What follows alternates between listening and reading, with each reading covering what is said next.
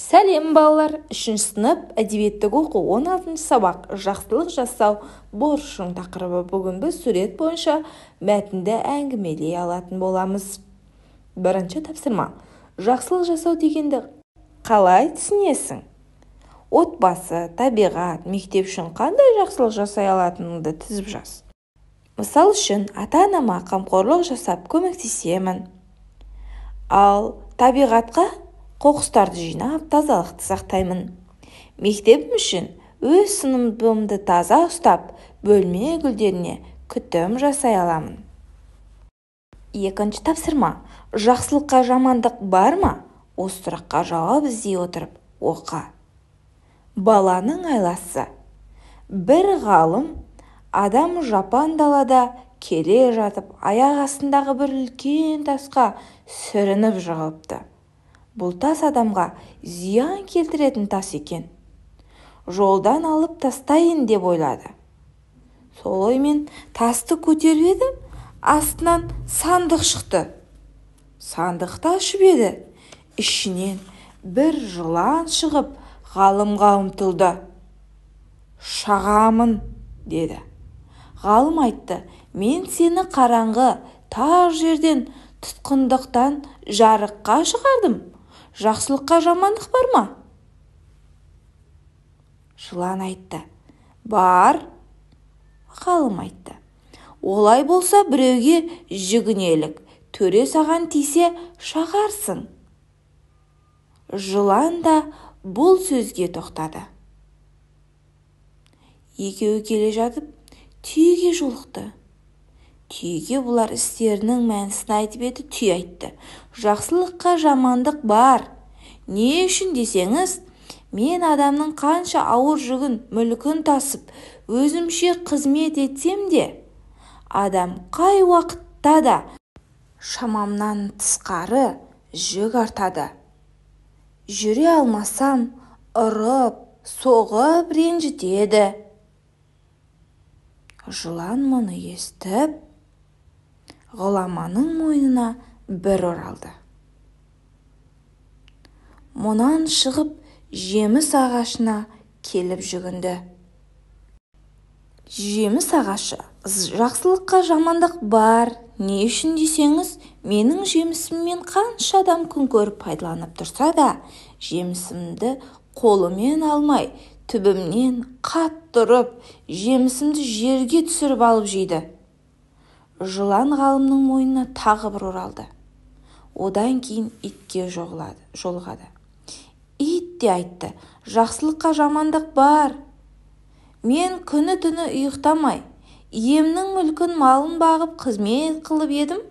Ақырында мен қартайып ауру болған соң, ұрып қуып жіберді».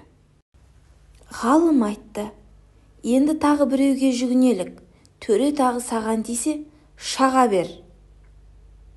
Содан шығып, ойнап жүрген бір топ балаға келді. Ішінде бір бала ғалымға сәлем берді. Ғалым сәлемін алып, сол балаға істің жайын айтты. Бала естіп болып, «Әй ата, бекер сөйлейсің. Осы қолыңдағы кіп-кішкентай қобдишаға мойныңа 3 оралған әйдік жылан сүйеуші ма еді?» дейді. Сонда жылан айтты, «Бұл сөз рас» деп. Бала, «Тіптен нанбаймын. Бұл сөзге көзбен көрмей, кісі наным болмайды» деді. Сонда жылан баланы нандыру үшін барды да иіріліп манағы қобдишаға кіріп жатты. Бала сонда тарс еткізіп сандықты жауып бекітті де ғалымның қолына берді. «Апарып алған орныңызға қойыңыз» деді. Әңгіменің авторы Ыбырай Алтынсарин. Әңгімеде кездескен төре, төрелік сөзі бұл жерде шешім мағынасын беріп отыр. Әйдік үлкен сөзінің мағынасын береді. Жүгінді, бағынды, айтқанына көнді сөздерінің мағынасында келіп отыр. Төртінші тапсырма, түсініп оқы. Әңгіменің авторы туралы әңгімеле. Әңгіменің авторы Ыбырай Алтынсарин. Ол жазушы, ақын және ағартушы ұстаз. Ыбырай Алтынсарин 1841 жылы Қостанай облысы Қостанай ауданында дүниеге келді және 1889 жылы дүниеден озған. Оның кел балалар оқылық, өнер, білім бар жұрттар өлеңдері балаларды оқуға, білімге шақырады. Балаларға арнап әңгімелер, өлеңдер жазған. 4-ші тапсырма. Мәтін бойынша берілген сұрақтарға жауап бер. Сурет бойынша әңгімеле. Жақсылыққа жамандық бар ма дегенді қалай түсінесің? Бұл сұраққа мәтін кейіпкерлері қалай жауап берді? Жақсылыққа жамандық бар деп жылан, түйе және ағаш жауап берді.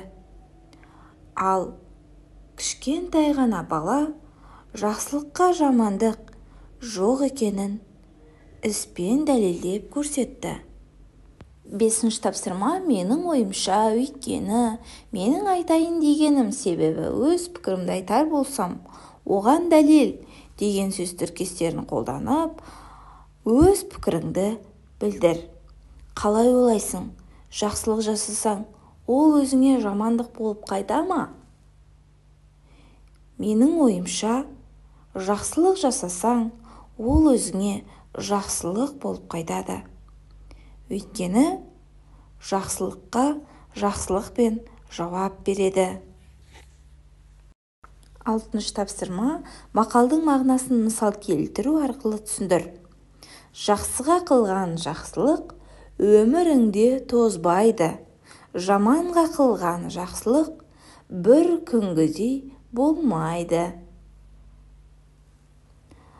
Жақсылық қылатын болсаң, онда ол өміріңде тозбайды, яғни өміріңде өшпейді. Ол жақсы адам өз жақсылығын қайтара жасайтын болады. Ал жаманға жақсылық қылатын болсаң, бір күнгідей болмайды. Өйткені жаман адам сенің қылған жақсылығыңды ұмытып кетеді. Тура әңгімедегі жылан секілді. 7-ші тапсырма. Мәтіндегі баланың іс-әрекетіне баға бер. Мәтіндегі бала өте ақылды және өте байсалды, ұқыпты екен. Өйткені ғалымның мойнында тұрған жыландан ғалымды ақылдылығымен құтқарып қалды. Жарайсыңдар балалар, өте жақсы. Бүгінгі сабақ түсінікті болса, видеоға лайк басыңдар және де осы каналға тіркеліп алыңдар.